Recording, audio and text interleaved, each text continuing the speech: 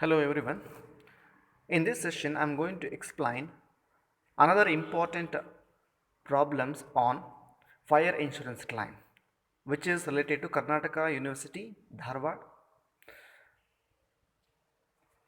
A fire broke out in a warehouse of a trader limited on 30th 9 2016.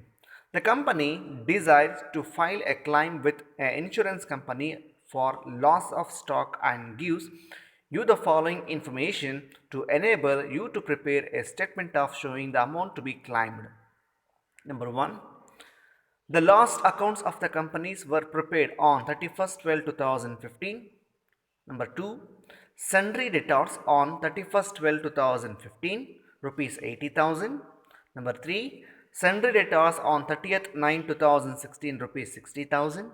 Number 4, cash received from debtors, rupees 2,88,000. Number 5, stock on 31st 12 2015, rupees 30,000. Number 6, purchases from 1/1/2016 to 30th 9 2016, rupees 2,50,000 rupees. And lastly, rate of gross profit to be to the cost of sales 25%. This is the problem. In this problem asked for the previous question paper. So let me start this problem.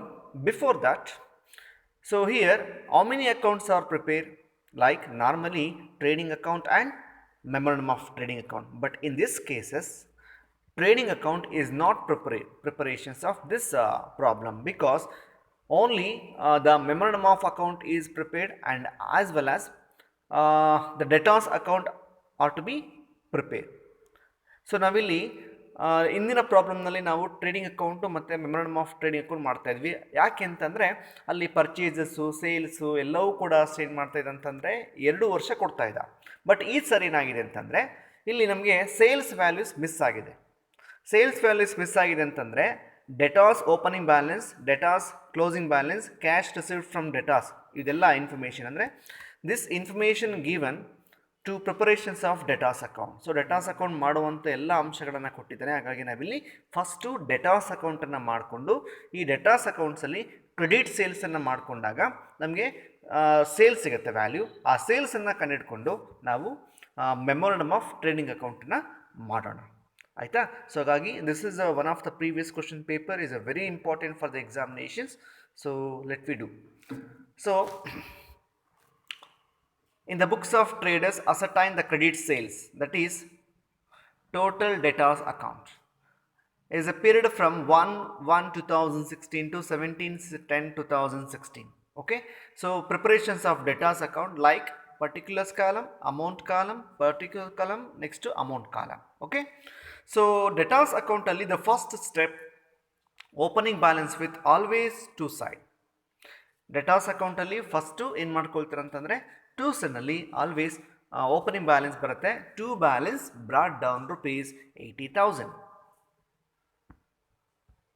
Okay, next cash received from ಡೆಟಾಸ್.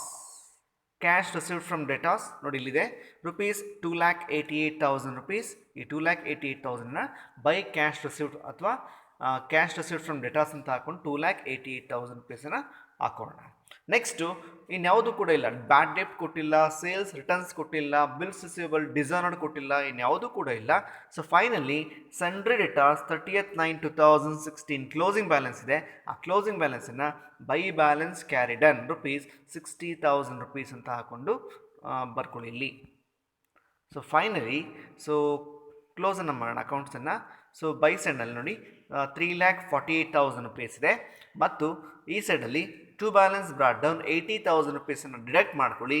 V get the values 2,68,000 rupees. Balancing figure will be treated as credit sales. Okay, so ಈಗ debtors ಅಕೌಂಟಿಂದ ನಮಗೇನು ಸಿಕ್ತು? Sales ಸಿಕ್ತು. Next ನಾವಿಲ್ಲಿ ಒಂದೇ ವರ್ಷದ್ದು ಮಾಡಬೇಕು. ಯಾವುದನ್ನು ಅಂತಂದರೆ memorandum of trading account. The memorandum of trading ಅಕೌಂಟನ್ನು ಹೇಗೆ ಮಾಡೋದು ಅಂತಂದರೆ, ಸೊ ನಮಗೆ ಇಲ್ಲಿ ಗೊತ್ತಿರುತ್ತೆ memorandum of trading account just like an trading account for the period of 1/1/2016 to 31st 9 2016. So debtors ಆದಮೇಲೆ ಈ ಅಕೌಂಟನ್ನು ಮಾಡುವಂಥದ್ದು. ಸೊ ಫಸ್ಟ್ ಹೇಗೆ particulars column, amount column, particulars column ಮತ್ತೇನೊಂದು ಅಮೌಂಟ್ ಕಾಲಮನ್ನು ಟ್ರೀಟ್ಮೆಂಟ್ ಮಾಡ್ಕೊಳ್ತೀರಾ. ಸೊ ಇಲ್ಲಿ ಓಪನಿಂಗ್ ಸ್ಟಾಕ್ಸನ್ನು ಕೊಟ್ಟಿದೆ ನೋಡಿ. Opening stock on 31/12/2015. ನಾವಿಲ್ಲಿ ಮಾಡ್ತಾ ಇರೋದು 2016. Last year closing stock will be the next ಇಯರ್ಗೆ ಏನಾಗುತ್ತೆ, ಓಪನಿಂಗ್ ಸ್ಟಾಕ್ಸ್ ಆಗುತ್ತೆ. ಹಾಗಾಗಿ to opening stock ₹30,000. Next purchases ನೋಡಿ, ಪರ್ಚೇಸಸ್ 2,50,000 rupees ಇದೆ. 2,50,000 rupeesನ ಹಾಕೋಣ. Next by sales ₹2,68,000. ನಾವಿಲ್ಲಿ ಮಾಡಿದ್ವಿ 2,68,000 rupees ಸೇಲ್ಸು. ಈ ಸೇಲ್ಸ್ ಅಮೌಂಟನ್ನು ಇಲ್ಲಿ ಟ್ರೀಟ್ಮೆಂಟನ್ನು ಮಾಡ್ಕೊಳ್ಳೋಣ. ನೆಕ್ಸ್ಟು ಕ್ಲೋಸಿಂಗ್ ಸ್ಟಾಕ್ ನಮ್ಗೆ ಗೊತ್ತಿಲ್ಲ, ಏಕೆಂದರೆ ನಾವು ಮಾಡಬೇಕಾಗಿರೋದು ಈಗ ನಾವು we will go to gross profit. Sir gross ಪ್ರಾಫಿಟನ್ನು ಪರ್ಸೆಂಟೇಜ್ ಕೊಟ್ಬಿಟ್ಟಿದೆ ನೋಡಿ. In this problem gross profit rate of percentage is given. The rate of gross profit to the cost of sale ಅಂತ ಕೊಟ್ಟಿದೆ ನೋಡಿ. ಆನ್ ಸೇಲ್ಸ್ ಅಂತ ಕೊಟ್ಟಿಲ್ಲ. ಇಲ್ಲೇನು ಕೊಟ್ಟಿದ್ದೀನಿ ಅಂತಂದರೆ cost of sales. In this problem the rate of gross profit is given cost of sale. So whenever the problem is asking for cost of sale ಅಂತ ಕೊಟ್ಟಾಗ ನಾವೇನು ಮಾಡ್ಕೊಳ್ತೀವಿ ಅಂತಂದರೆ 25% of cost is equal to 20% on sales ಮೇಲೆ ಮಾಡ್ಕೊಳ್ತೀವಿ. 33.33% on cost ಅಂತ ಅಂದರೆ 25% on sales. 50% on cost ಅಂದರೆ 33.33% ಆನ್ ಸೇಲ್ಸ್. 100% ಆಫ್ ಕಾಸ್ಟ್ ಅಂತ ಅಂದಾಗ 50% on sales. So this is the methods. Okay, so ನಾವು ಏನು ಮಾಡ್ಕೊಳ್ಳಿ, ಬೆಟರ್ ಅನದರ್ ಐಡಿಯಾ ಅಂತಂದರೆ ಯಾವಾಗಲೂ ಕೂಡ ಅಷ್ಟೇ ರೇಟ್ ಆಫ್ ಗ್ರಾಸ್ ಪ್ರಾಫಿಟನ್ನು to the cost of sale ಅಂತ ಕೊಟ್ಟಾಗ ಎಷ್ಟು ಪರ್ಸೆಂಟನ್ನು ಕೊಡ್ತಾನೋ ಅಂದರೆ 25% ಅಂತ ಕೊಟ್ಟಾಗ ನಾವು ಆಲ್ವೇಸ್ ಟು ಬಿ ಕ್ಯಾಲ್ಕುಲೇಷನ್ಸ್ ಏನು ಮಾಡ್ತೀವಿ ಅಂತಂದರೆ 100% ಇದು 100. Okay, plus 25 is equal to ಎಷ್ಟು ಬರುತ್ತೆ, 125 ಇಷ್ಟು ಬಂತು ಆಯ್ತಲ್ಲ. ಸೊ ಕಾಸ್ಟ್ ಆನ್ ದ ನೋಡಿ, ಯಾವಾಗಲೂ rate of gross profit is on cost of sales ಅಂತ ಅಂದರೆ ಯಾವಾಗಲೂ ಕೂಡ ಅಷ್ಟೇ 100 + 25 ಈಸ್ ಈಕ್ವಲ್ ಟು 125. 30% ಕೊಟ್ಟರೆ 130, 10% ಕೊಟ್ಟರೆ 110. ಈ ಥರ ಮಾಡೋಣ ಆಯಿತಾ. ಈಗೇನು ಮಾಡ್ತೀರಾ ಅಂತಂದರೆ rate of gross profit 25% on cost ಅಂತ ಹೇಳಿದ್ದೇನೆ. ನಮಗೆ ಸೇಲ್ಸ್ ಎಷ್ಟು ಗೊತ್ತು, 2,68,000. ಈ 2,68,000 rupees ಮೇಲೆ 25 ಡಿವೈಡೆಡ್ ಬೈ 125ನ ಮಾಡ್ಕೊಳ್ಳಿ. ವಿ ಗೆಟ್ ದ ವ್ಯಾಲ್ಯೂಸ್ ಎಷ್ಟಪ್ಪ ಅಂತಂದರೆ 53,600 rupees rate of gross profit ಸಿಕ್ಬಿಡುತ್ತೆ ನಮಗೆ. ಓಕೆ, 53,600. ನೆಕ್ಸ್ಟು ಕ್ಲೋಸ್ ಮಾಡೋಣ. So when the credit is ಅಂದರೆ when the debit is more than the credit. Debit ಜಾಸ್ತಿ ಇರುತ್ತೆ, ಕ್ರೆಡಿಟ್ ಕಡಿಮೆ ಇರುತ್ತೆ. We know that the value of closing stock or estimate the value of stock on the date of the fire ₹65,600. okay, next statement of fire claim or statement of actual loss. ಇಲ್ಲಿ ನಮ್ಗೆ ಗೊತ್ತಿರುತ್ತೆ step number ನಾವೀಗ 3ನಲ್ಲಿ ಅಂದರೆ memorandum of trading ಅಕೌಂಟಲ್ಲಿ closing stock ಅಂದರೆ stock on the date of the fire ಎಷ್ಟು ಬಂದಿದೆ, 65,600 rupees ಬಂದಿದೆ. ಅದರಲ್ಲಿ less value of salvaged stock. Value of salvaged stock in this problem is not given. That means nil. Remaining loss of stock to be claim ₹65,600. okay, so this is a problem asked from previous question paper. So let us move another one of the important same treatment of problem. So this is the problem. Okay, just I explain. On 31/8/2015 fire occurred in the premises of Messrs. Geeta Stores of Gadag. The following data are available from the records of the stores. ನೋಡಿ ಇಲ್ಲಿ ಇದು one of the previous question paper. ಯಾವ previous ಅಪ್ಪ ಅಂದರೆ ಇದು 2016 question paper, KUD question paper. Okay, so here asking for debtors. ನೋಡಿ ಯಾವಾಗಲೂ ಡೆಟಾಸ್ opening ಮತ್ತು ಕ್ಲೋಸಿಂಗನ್ನು ಕೊಡ್ತಾನೋ ಆಗೇನು ಮಾಡ್ಕೊಳ್ತೀರ ಅಂತಂದರೆ ಡೆಟಾಸ್ ಅಕೌಂಟನ್ನು ಮಾಡಿ, ನೆಕ್ಸ್ಟು ಮೆಮೊರಂಡಮ್ ಆಫ್ ಟ್ರೇಡಿಂಗ್ ಅಕೌಂಟನ್ನು ಮಾಡಿ, then preparations of statement of actual claim ಅನ್ನು ಮಾಡೋಣ ಆಯಿತಾ. ಸೊ ನೆಕ್ಸ್ಟ್ ಡೆಟಾಸ್ ಎಷ್ಟು, 1,12,000 opening debtors. Cash received from debtors account buy side. Discount allowed, debtors account buy side. Bad debt, debtors account buy side. Debtors on 31st 8 2015 ಅಂದರೆ debtors account buy side by balance carried done. Next, stock on 1/1/2015 90,000. This is a memorandum of trading account to side opening stock. Next, purchases from 1/1/2015 to 31st 8 2015. This is trading account to side opening two purchases. Next, rate of gross profit on sales.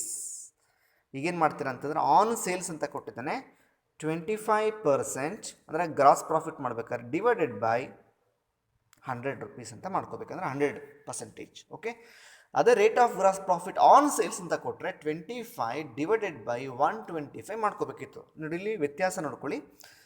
Gross profit on sales, on cost of sales and sales. Cost of sales ಅಂತ ಕೊಟ್ಟಾಗ 25 divided by 125, gross profit on sales ಅಂತ ಕೊಟ್ಟಾಗ 25 divided by 100. That's enough. Next, value of salvaged stock ಎಲ್ಲಿದೆ ಅಂತಂದರೆ ಇದನ್ನು last amount of ಲೈನ್ನಲ್ಲಿ stock on the date of the ಫೈರಲ್ಲಿ minus salvaged stock minus ಮಾಡ್ಕೊಳ್ಳಿ. So this is one of the previous question paper. You do at your home. Next, one of the most another important previous question paper which is related to Karnataka University Dharwad 2017 question paper. Same. So here asking for total debtors account, memorandum of trading account, and then statement of fire claim. Okay, so here debtors account same, debtors account 31st 12, that means opening debtors and closing debtors. Bad debt, that is debtors account buy side. Cash received from debtors account buy side. Stock on 1/1/2014, debtors account, that means trading account to side opening stock. Next, purchases from 1/1/2014 to 20th 7 2014, this is memorandum of trading account to side. Next, rate of gross profit on sales is equal to 30%. You can do for 30% divided by 100. Here asking for gross profit on sales. If they are asking for gross profit on the cost of sales na kottidre 30 divided by 130 ತಗೋಬೇಕಿತ್ತು. Okay, next, salvaged value you deduct from stock on the date of the fire, step number 4th one. Okay, so this is a problem. This is a credit sales. Next, value of stock destroyed 3,45,000, loss of stock 2,50,000 rupees. Okay, so this is a previous question paper you can do at your home. Okay, so I come to the next classes, another previous question paper for the next session. Okay, thank you.